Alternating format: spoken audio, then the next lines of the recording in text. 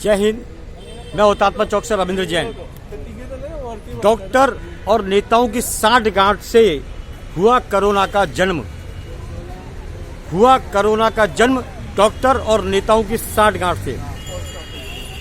भारतवासियों, नौजवानों, बुद्धिजीवियों, ये भारत वैदिक भारत है, शास्त्रों का भारत है, ऋषि मुनियों का भारत है।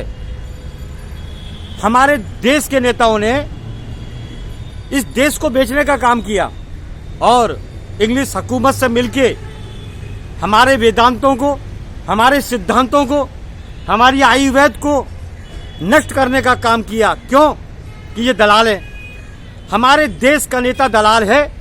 99% हमारे भारत का नेता दल्ला है, दल्ला। ये 100% सच है।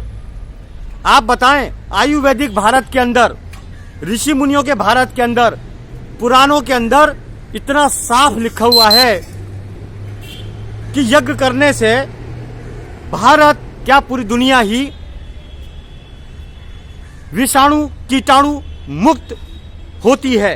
इसीलिए हवन यज्ञ किया जाता था। हवन के अंदर इतनी ताकत है, जब देवताओं को आकाश से, स्वर्ग से पृथ्वी पर खींच के लाया जा सकता है, तो विषाणु कोरोना के नाम पर इन नेताओं की दुकानदारी, आप समझ लीजिए।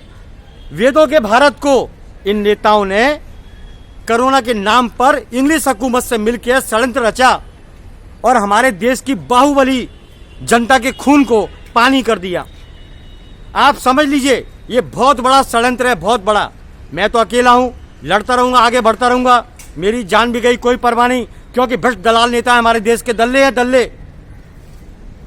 इनको पब्लिक से, जनता से कोई लेना देना नहीं। इनको अपना घर भरना है और अय्याशी करनी है।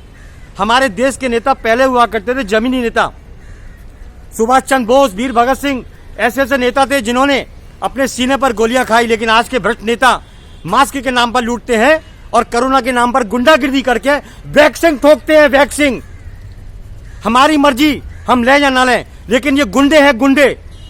ये चुनाव आने वाले हैं, आप समझिए। ऐसे नेता को चुनिए जो जमीनी हो, लेकिन ये दलाल नेता को कतई ना चुनिए। किसी भी दलाल नेता के चेहरे पर मुखौड़ा नहीं होता, ये शरीफ नहीं है। हमें अपने देश की जनता को एकत्र करके इन नेताओं को दौड़ाना होगा, इनकी गुंडागिर्दी खत्म करनी होगी। ये शासन करने आते हैं या हमारे ऊपर गुंडागिर्दी करने आते हैं? आज इन्होंने गुंडागिर्दी करके हमें वैक्सीन ठोका है, कल उठ के हमें फांसी पे लटका देंगे, हमारे घर खा जाएंगे, हमें लूट लेंगे और लूट रहे हैं। आप चुपचाप बैठे रहो। 130 करोड़ की जनता कमजोर होती जा रही है, दिमाग से बोलने को तैयार नहीं। सहन करने की शक्ति देखो आप, पिट रही है, रो रही है, लेकिन बोलने को तैयार नहीं। बड़ा शर्मनाक विषय है। मेरे दोस्तों, हाथ जोड़ के विनती करता हूं, आप अपनी ताकत दिखाइए, नहीं तो गरीबी मिटाने के नाम पर गरीबों को मिटा देंगे। देश का विकास करने का नाम देश को मिटा देंगे। हमारे भारत के 100% नेता दलाल हैं। जनहित में मैं रविंद्र जैन लड़ता रहूंगा, आगे बढ़ता रहूंगा। जागो मेरे भारत के लोगों। जय हिंद। मैं रविंद्र जैन।